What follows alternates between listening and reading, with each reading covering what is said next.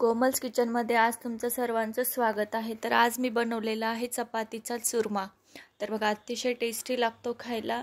तर मी घेतलेले आहे 3 चपाती आणि त्याला बारीक हातानेच पहिलं चुरून घेतलेला आहे आणि मग त्यानंतर आपण याला मिक्सर मधनं बारीक करून घेणार आहेत। तर बघा अशा प्रकारे तुम्ही बारीक करून घ्यायचा आहे। तर बघा इथे थोडा थोडा करून आपल्याला सर्व बारीक करून घ्यायचं आहे छान। तर तुम्ही पाहू शकता इथे मी हिरवी मिरचीच वापरणार आहे। तर तुम्ही पाहू शकता इथे मी 4 ते 5 हिरवी मिरची ॲड केलेली आहे आणि यालाही आपण छान बारीक करून घेणार आहे। तर तुम्ही पाहू शकता अशा प्रकारे बारीक करून घ्यायचा आहे। त्यानंतर त्यासाठी आपल्याला लागणार आहे कांदा। तर बघा मीडियम साईजचा मी कांदा घेतलेला आहे आणि त्यालाही छान बारीक कापून घ्यायचा आहे। तर बघा अतिशय बारीक हा कांदा कापून घ्यायचा आहे।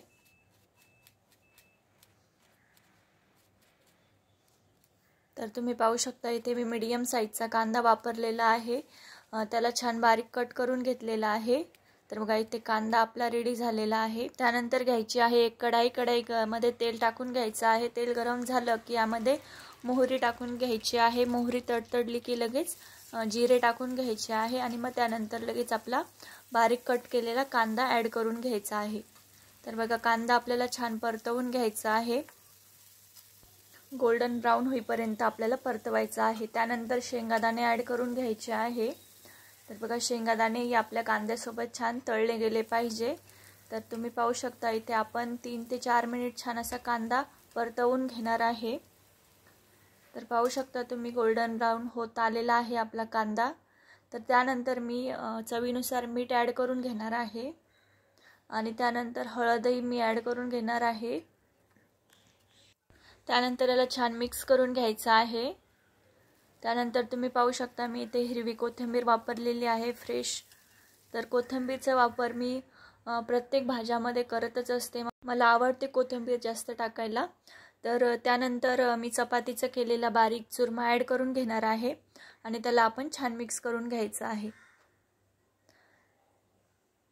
तर बघा अतिशय टेस्टी असा हा चुरमा होतो। त्यानंतर आपण थोडी साखरही ॲड करून घेणार आहे, त्यालाही छान व्यवस्थित मिक्स करून घ्यायचं आहे आणि त्यानंतर आपण हा चुरमा 2-3 मिनिट छान परतवून घेणार आहे। तर तुम्ही पाहू शकता इथे आपला चुरमा रेडी झालेला आहे। गॅस बंद करून घ्यायचा आहे। तर बघा हा चपातीचा चुरमा करण्यासाठी शक्यतो शिळ्या पोळ्यांचाच वापर करायचा, तर त्याने छान आणि टेस्टी होतो। तर बघा इथे मस्त आपला चुरमा रेडी झाला आहे। तर हा चुरमा आवडला असेल तर माझ्या चॅनलला नक्की सबस्क्राईब करा, व्हिडिओला लाईक करा आणि शेअर करा।